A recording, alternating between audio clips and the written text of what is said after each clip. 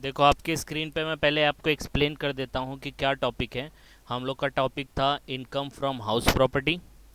तो आज practical question करेंगे, लेकिन उससे पहले क्विक रिवीजन देख लेते क्या होता है। उस क्विक रिवीजन से भी पहले मैं आपको बता देता हूँ कि अगर आपके पास एक से ज़्यादा हाउस प्रॉपर्टी है और उसको आप भाड़े पे देते हो, तो उससे जो भाड़ा आता है उसके ऊपर कितना टैक्स भरना है, कितने इनकम के ऊपर टैक्स लगेगा, ये वो फॉर्मेट है। इस फॉर्मेट से पता चलता है कि किस इनकम के ऊपर टैक्स लगने वाला है, जो कि हम लोग को प्रॉपर्टी से भाड़े के तौर पे मिलता है। आया समझ में? टॉपिक का मतलब समझा आपको? यस और नो? हाँ। तो देखो आपकी स्क्रीन पे लिखा है how to calculate income from house property format. तो सबसे पहला क्या करने का, अगर आपने कोई प्रॉपर्टी भाड़े पे दिया है तो उससे आपको भाड़ा मिलेगा। वो भाड़ा आपके हिसाब से है, लेकिन गवर्नमेंट उस प्रॉपर्टी का भाड़ा अपने हिसाब से कैलकुलेट करती है। मतलब आपको जो मिला दैट इज़ गुड, आपके पास जो मिला that is your actual rent. लेकिन गवर्नमेंट भी तो डिसाइड करेगी भाई आप लोग कम या ज़्यादा तो नहीं ले रहे हो। तो गवर्नमेंट के हिसाब से भाड़ा कितना है वो निकालती है, जिसको हम लोग इंग्लिश में बोलते हैं एक्सपेक्टेड रेंट या RLV, रीजनेबल लेटेबल वैल्यू। तो गवर्नमेंट के हिसाब से वो प्रॉपर्टी का भाड़ा कितना है वो, और आपके हिसाब से आपको कितना भाड़ा मिला है एक्चुअल में वो, दोनों में कंपैरिजन किया जाता है। जो भी बड़ा रहता है उसको हम लोग स्टार्टिंग पॉइंट बनाते हैं, और उस स्टार्टिंग पॉइंट में से 3 एक्सपेंस माइनस करते हैं। कितने एक्सपेंस माइनस करते हैं? कितने एक्सपेंस माइनस करते हैं? 3 एक्सपेंस। तो स्टार्ट करते हैं। सबसे पहला लेने का फेयर रेंट, फेयर रेंट लिख लिया। दूसरा लेने का म्यूनसिपल वैल्यू, म्यूनसिपल वैल्यू लिख लिया। दोनों में से क्या लेने का? बड़ा, हायर ऑफ 1 और 2। तो फेयर रेंट, म्यूनसिपल, हायर। फिर हायर के बाद लिखने का स्टैंडर्ड रेंट। और फिर हायर और स्टैंडर्ड रेंट में मतलब ये दोनों वैल्यू में, ये दोनों वैल्यू में सबसे बड़ा कौन सा है वो लेने का। Just minute.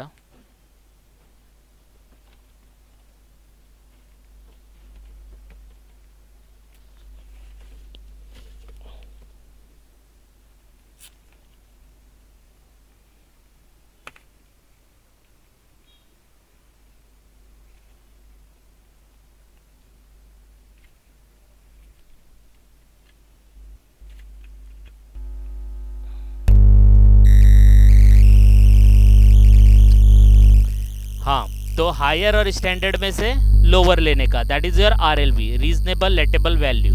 ठीक है। तो ये गवर्नमेंट के हिसाब से, ये पांचवा पॉइंट हुआ ना, ये गवर्नमेंट के हिसाब से हुआ। तो ये गवर्नमेंट के हिसाब से वो प्रॉपर्टी का रेंट कितना होगा ये निकल गया। अब आपके हिसाब से कितना आता है वो लिखने का। तो एक्चुअल रेंट, एक्चुअल रेंट में रेंट रिसीव्ड और रिसीवेबल, जो आपको एक्चुअली रेंट मिला वो लेने का। उसमें से सामने वाला बोलता है कि भाई अभी मेरे पास पैसा नहीं है, बाद में ले लेना, ये कर लेना, वो कर लेना, तो अनरियलाइज रेंट होता है। तो उसको क्या करने का? माइनस करने का। तो अपने को मिलेगा AR, that is your actual rent 6।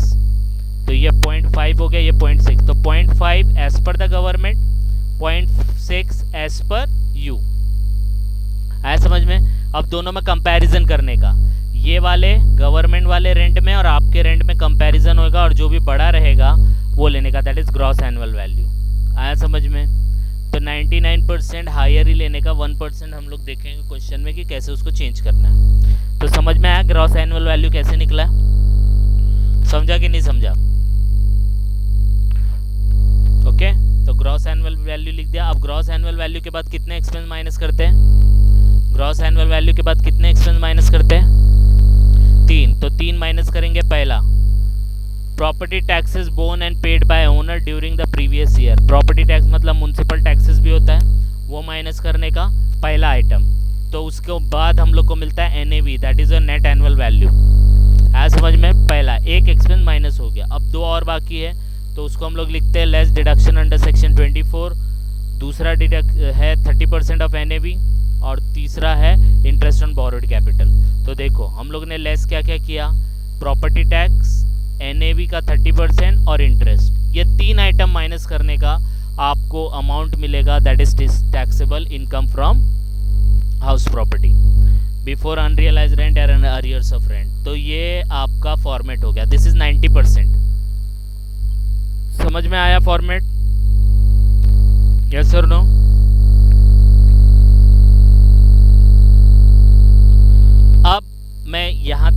ये फॉर्मेट। अब हम लोग सम करेंगे। सम देखो आपकी स्क्रीन पे दिखेगा, ये रहा क्वेश्चन। मैं इसको थोड़ा इंक्रीज कर देता हूँ इसका साइज, तो आपको दिखेगा ये। देखो ये है, mister Rahul has a residential house property, details are as follows. एक राहुल करके बंदा है जिसका रेसिडेंशियल प्रॉपर्टी है और उसकी कुछ डिटेल दी है। तो पहला डिटेल दिया है municipal value 1,20,000, fair rent 14,000, standard rent 10,000 per month, municipal taxes 20% of municipal value, interest on loan for purchase of this house is 22,000, rent receivable per month is 11,000, the house was. ये थोड़ा important है तो ये हम लोग देखेंगे, ये वाला पार्ट। तो ये क्या है बाद में देखते हैं, लेकिन इतना पढ़ने पे ये तो समझ में आया ना कि भाई ये सब अपना वो क्वेश्चन के हिसाब से फेयर रेंट, म्युनिसिपल हायर, ये सब करना है। तो ये हम लोग कर लेते हैं। उसके बाद ये जो नीचे मैंने रेड में आपको हाईलाइट किया है ना, वो देखते हैं उसका क्या इफेक्ट आता है। आया समझ में? तो अब इसको सॉल्व करेंगे, तो चेक करो। तो सबसे पहले हम लोग लिखेंगे, यहाँ पे लिखने का सबसे पहले मिस्टर राहुल लिख दिया, ये आपका पार्टी का नाम हो गया। फिर लिखने का प्रीवियस ईयर, क्या लिखने का? प्रीवियस ईयर अपने लिए कौन सा है? 19-20। और फिर लिखने का असेसमेंट ईयर, ठीक है, दैट इज 2021। फिर यहाँ पे लिखने का computation of income from house property,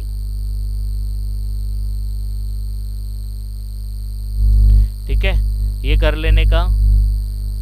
फिर अपना एक फॉर्मेट बना लेने का, पर्टिकुलर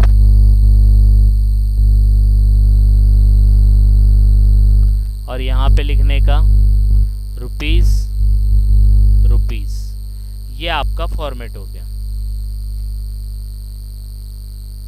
समझ में आया? फॉर्मेट टैक्स में यही फॉर्मेट फॉलो करने का। आया समझ में? यस और नो?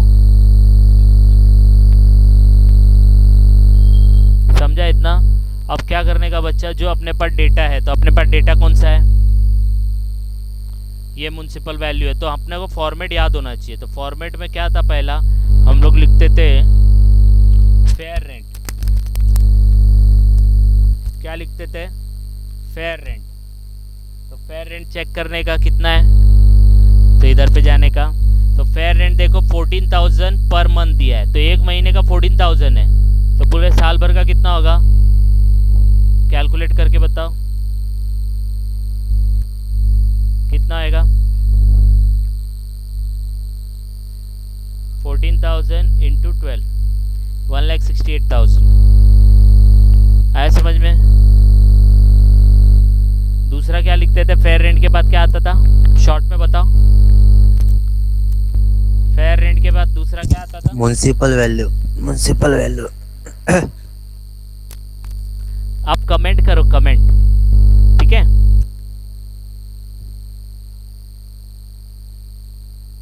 Municipal, okay. तो नेक्स्ट इज म्युनिसिपल वैल्यू। तो म्युनिसिपल वैल्यू लिखेंगे। म्युनिसिपल वैल्यू चेक करते कितना है।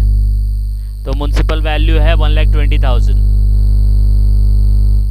ओके, तो 1,20,000 पर मंथ नहीं है, पूरे साल का है। तो इसको हम लोग कर लेंगे डायरेक्टली 1,20,000। आया समझ में? अब हम लोग करेंगे इसको higher of fair rent and municipal value. तो दोनों में से बड़ा कौन सा दिखता है?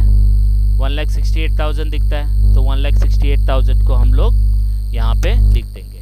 तो fair rent municipal higher higher के बाद हम लोग क्या लिखते थे, स्टैंडर्ड रेंट लिखते थे।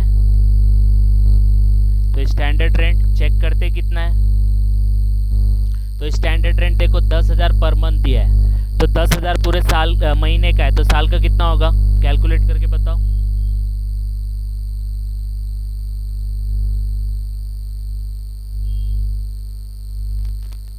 एक लाख 20 आता है ना। जब 10,000 पूरे महीने का है तो 12 महीने का कितना होगा, 1,20 होएगा। तो ये आपका हो गया। अब ये दोनों में से लेने का, ये दोनों में से लोअर लेने का, तो लोअर ऑफ लोअर, तो इन दोनों का लोअर क्या आएगा, 1,20,000 ही होगा।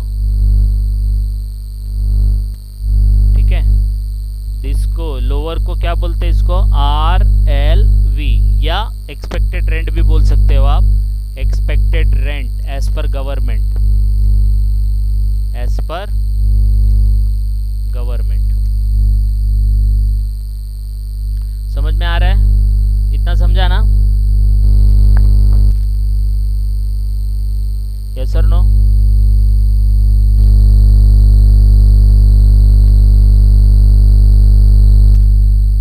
अब क्या करने का, एक्चुअल रेंट लिखने का। तो एक्चुअल रेंट पहले लिखेंगे हम लोग, एक्चुअल रेंट, जिसमें आता है रेंट रिसीव्ड एंड रिसीवेबल,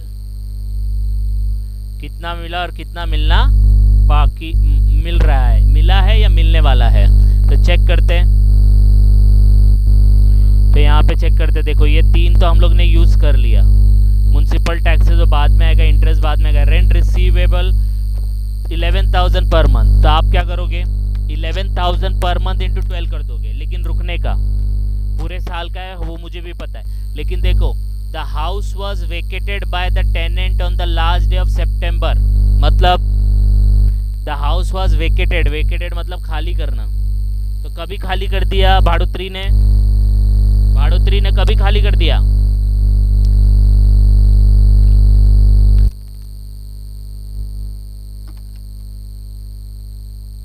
तो मतलब सितंबर तक का ही भाड़ा मिलेगा, सितंबर तक का ही भाड़ा मिलेगा। कब से मिलेगा, कब से मिलेगा, सितंबर तक कब से मिलेगा, जनवरी से कैलकुलेट करेंगे कि अप्रैल से, अप्रैल। तो अप्रैल से सितंबर कितना महीना होता है, काउंट करके बताओ।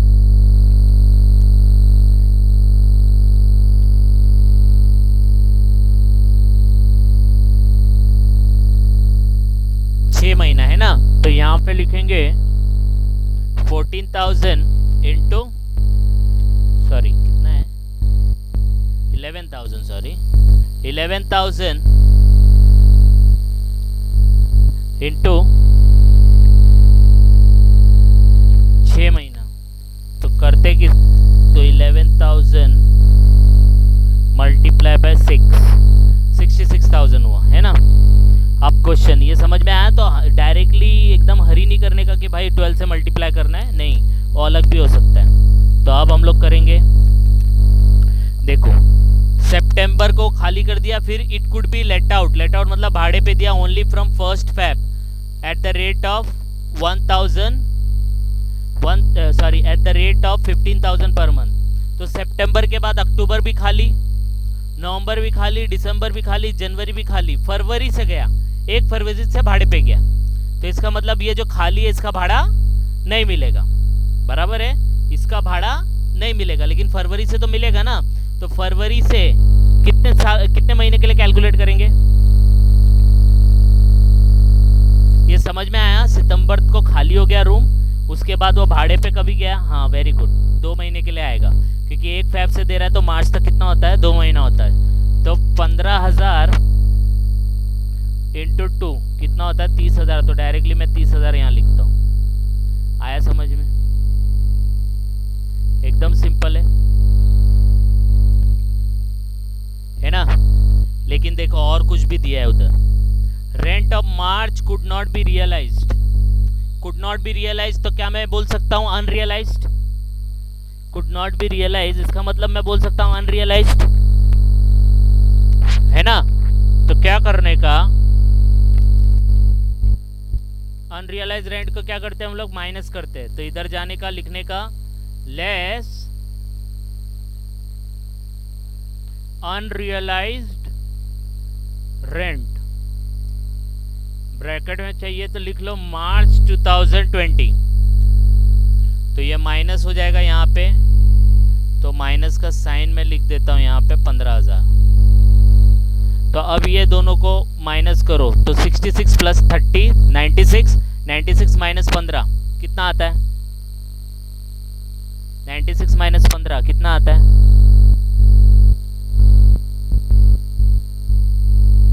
96 माइनस 15। तो this plus this minus this,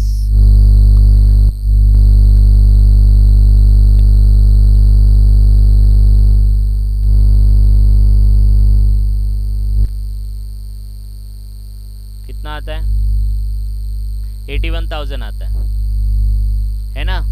तो आपको एक्चुअल रेंट कितना मिला, 81,000, और गवर्नमेंट के हिसाब से कितना हो रहा है, 1,20,000, है ना। तो दोनों में से क्या लेने का, हायर लेने का, दोनों में से क्या लेने का, हायर लेने का। अब याद रखना हायर लेने का, लेकिन ड्यू टू वैकेंसी, वैकेंसी है ना, 4 महीने का वैकेंसी है, इधर देखो 6 और 2 8 ही महीने के लिए गया है। तो 8 महीने का 4 महीने का वैकेंसी है, तो वैकेंसी की वजह से अगर आपका एक्चुअल रेंट कम हो जाता है तो जीएवी हमेशा एक्चुअल रेंट होता है। तो यहाँ लिखने का जीएवी इज इक्वल टू 81,000, ये याद रखना। 99% हम लोग क्या लेंगे, हायर ही लेंगे, 1,20,000 और 81,000, 81,000 विच एवर इज हायर। लेकिन 81,000 इतना कम क्यों हो गया, अरे भाई भाड़े पे ही नहीं गया घर, तो कैसा पैसा मिलेगा, तो नहीं मिला। तो 81,000 ही हम लोग स्टार्टिंग लिख देंगे। आया समझ में, समझा कि नहीं समझा। अगर ये पूरा 81,000 पूरे साल का ही रहता तो फिर 1,20,000 ही लिखते उसको, वैकेंसी नहीं होती मतलब उसने भाड़ा ही कम लिया है, तो फिर गलत हो जाता, 1,20,000 हम लोग का स्टार्टिंग होता। आया समझ में। अब बच्चा जीएवी के बाद कितने एक्सपेंस माइनस करते हैं, 3। तो सबसे पहला माइनस करना है लेस म्युनिसिपल